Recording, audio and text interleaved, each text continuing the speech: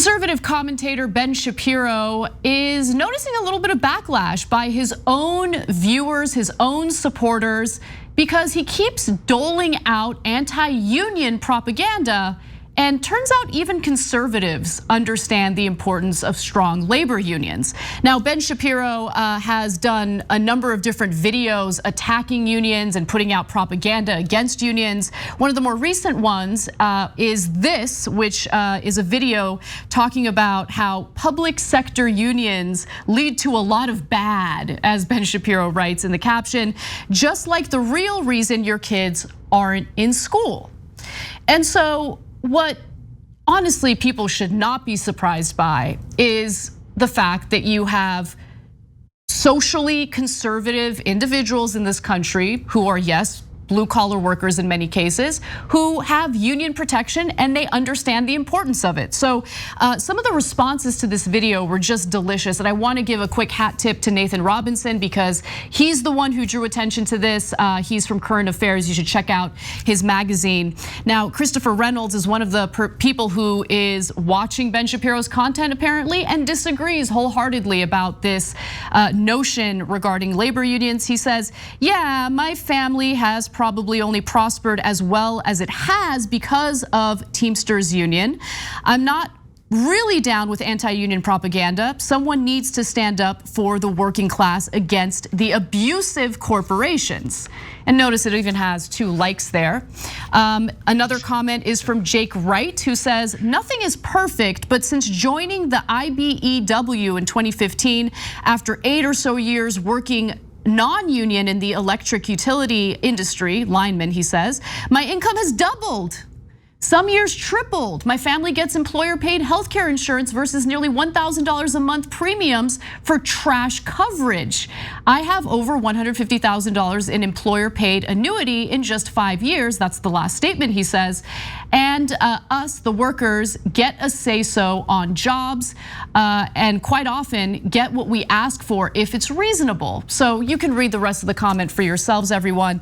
But what I particularly loved about this is that it draws attention to something that I've at least been trying to articulate on this show, which is while we may disagree wholeheartedly on a number of social issues with right-wing voters, conservative voters, while we might be culturally, socially different, at the heart of it, I think most Americans agree that our current economic system and this growing wealth and income inequality, ever-growing wealth and income inequality in this country has been a net negative for the majority of workers. And so if we can reach out to those who might be socially conservative and try to find common ground on economic policies that we tend to agree with, on labor rights that we tend to agree with, I think that we can actually accomplish a lot of wonderful things.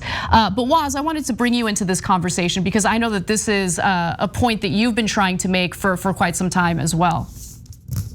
Yeah, I'm not gonna lie, as you can see, it almost brought a tear to my eye to read those comments. And that's because, look, the thing about class solidarity, the thing about labor unions that's beautiful, the beauty in all of it is that if you're a Muslim or a Christian or you're gay or you're a man or you're a woman, it's not hard to understand who it is exactly that's trying to stop you from getting that house you want to rent, or buying that house that you want, or getting a car, or putting your kids through college, or going on a decent vacation, or being able to pay your medical bills, or not going bankrupt from paying your medical bills. We all can understand that it's the bosses. And conversely, if you already have those things, the reason why you're able to stay up on your mortgage, stay up on your rent, is because you have this solid job, and the people who want to take it away from you are the bosses. It's not your fellow gay coworker or Muslim coworker or black coworker, what have you, what have you. It's very easy to understand and draw the lines as to who the problem is, who the enemy is. The people who want to keep me from living a dignified life And we all know who that is. That's the bosses. And guess what? I love that first comment because he said, I remember what it was like working not with the union. And guess what? It sucked. Yeah. My pay is going up. We get our demands met when they're reasonable. Things are on the up and up. Before that, it was completely horrible. It's just beautiful to illustrate that because even Ben Shapiro fans can understand. Hold on 1 second, man. This is how I pay my damn mortgage. Yeah, no, exactly. And do you guys understand why it is that right wingers latch onto, I mean, like with all of their might, with all of their strength, this culture war nonsense? Because it's meant to divide us and also deflect from the fact that the right wing has absolutely nothing to offer in terms of materially benefiting the lives of workers in this country. That's the reason why Ben Shapiro focuses on the transgender issue, for instance, transgender athletes being able to play sports in the gender that they identify with.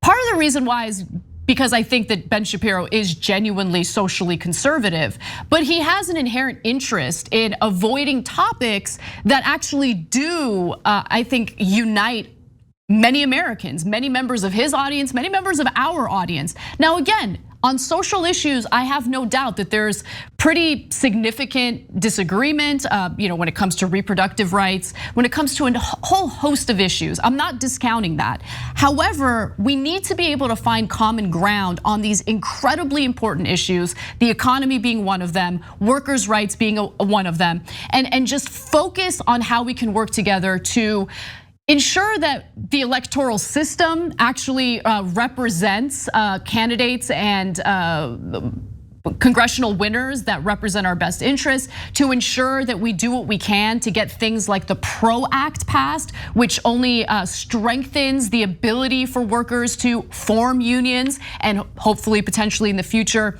do strikes if they don't get what they need and what they demand from their employers.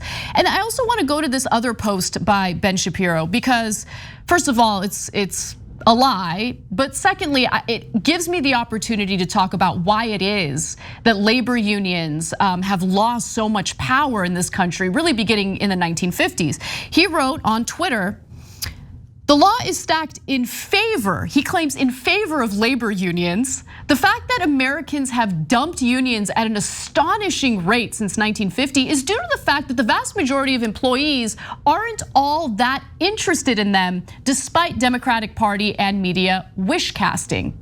Now that is a complete and utter lie. There is a reason why labor unions lost quite a bit of power, really beginning in the 1950s, and it had to do with a law that was passed in 1947 called the Taft-Hartley Act. What was it? Well, why don't we hear from Richard Wolff and he'll explain what it did. Under the Taft-Hartley law, then and to this moment, that union must give anything it wins with the employer to all the workers there, whether they're in the union or not, whether they joined the union or not, whether they pay union dues or not, whether when the union, if it thought it had to, called a strike and had workers go out and tell the public about their situation to help pressure the employer to meet them halfway and give them a wage increase. The workers who went on strike and therefore didn't get paid had to give to all the other workers who didn't go on strike, who didn't lose a day's pay, the same benefits they won. The Taft-Hartley law, in effect, created an incentive for workers not to join a union, not to pay the union dues, because they would get whatever the union won, whether they did so or not. So what that law did was discourage people from joining the union, because why would you join the union? Why would you pay dues if you get to reap the rewards and the benefits of the due-paying union members who strike and then have to share the rewards that come along with that, the wins that come along with that. And so because of that, union membership declined pretty rapidly. Unions lost the money that they would earn through the dues that were paid by the employees.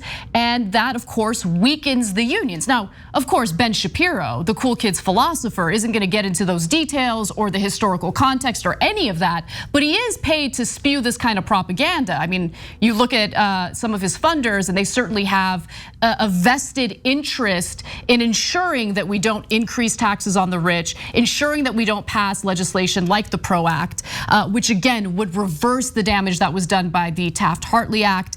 And his viewers aren't having it. They don't like these talking points. So on Twitter, he got similar pushback. One person wrote, "I'm as conservative as they come. Unions are great. They protect the middle class." And another viewer of his, Michael, says, "I'm a Republican blue-collar union worker. I can see the use in collective bargaining."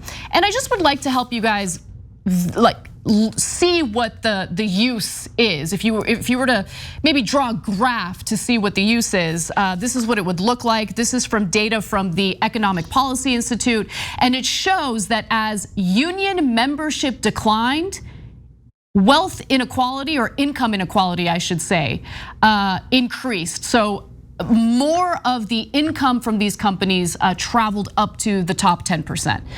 So there is obviously good use for labor unions. It gives workers the power to collectively bargain, negotiate their wages, negotiate their working conditions, and ensure that they have a seat at the table when it comes to deciding what their daily lives are gonna be at work.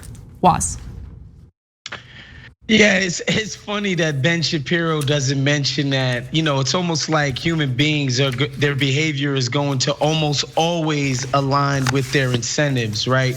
We see corporations dodge taxes, use all kinds of tax loopholes, leverage their capital against us, the people, with politicians to enact laws that ensure that favorable outcomes happen for them. Like, we see them do this all the time, and to act like, a worker wouldn't be like, you know what, why join the union if I can get all the benefits with none of the risks? Temporarily, by the way, of course they would behave in such a manner. But ultimately, I'm going to believe in the power of, hey man, you have a pension at stake, you have healthcare at stake, you basically have your financial well-being at stake, the security of that specifically, because I think that's basically the most important function of the union is that job security, that knowing when you put your head down at night, you're gonna have a job in the morning, so long as you wake up and you show up to work on time. There's just something to be said for that. How many Americans can say with certainty that their job is gonna be there tomorrow, right? Like that somebody can't come in and start strong arming and muscling them. That's not the case for the vast majority of American workers. And under strong union leadership, that is the case, and that's why the big dogs don't like that. They don't want that. They don't want to have to answer to us. They want to be able to move as they want, however the winds may blow in their crazy fantasy, greedy ass corporate lives.